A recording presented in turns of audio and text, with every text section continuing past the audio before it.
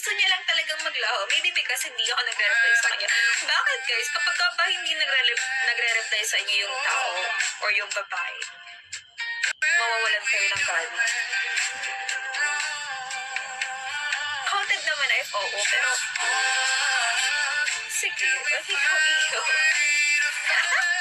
Ugali ko kasi talaga hindi mag-reply. Hindi ko alam ano nangyayari sa akin. Kupal kasi ako. No, anong commitment? Hindi. Wala. Si Mix kasi yun, admin ko siya. Mag-1 year na sana siya sa March. Paano kung umaabot ng buwan? Ano yung umaabot ng buwan? Ano naman? Ano naman? Kung umaabot ng buwan, as long as may communication pa rin kayo kahit na pa sa ang platform, then it's good. It's still fine.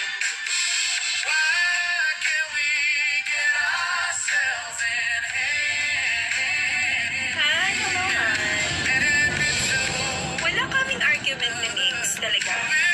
Before this happened. We didn't argue over something.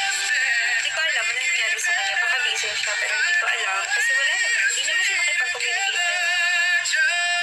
Hindi siya nakipag-communicate kasi hindi din ako nagre-reply. Pero, bakit parang kasalanan ko? Bisaya na ba? Hello? Dito.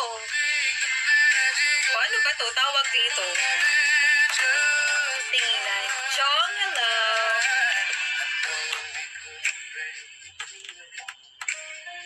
Even yung tinginan or nanonood ka lang, may communication pa din yan. Non-verbal na lang. Baka may tinatanong sa'yo tapos hindi naman kasi talaga ako nagre-reply. Ugali, sakit ko siya. It's like, sakit. Lester, kapag hindi ko bed or tinatamad ako, lagi kasi akong tamad mag-reply. Kapag ako yung naging boyfriend kahit anytime, anywhere, basta lang magkwentuhan lang tayo. Wala ka dyan sa shop na inilis na ko sa'yo. Tanjero.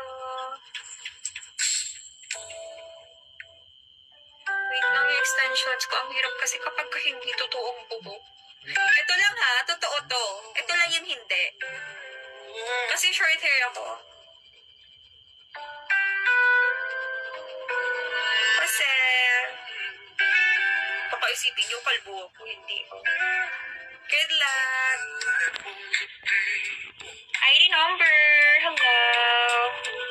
Katik ko lang ako.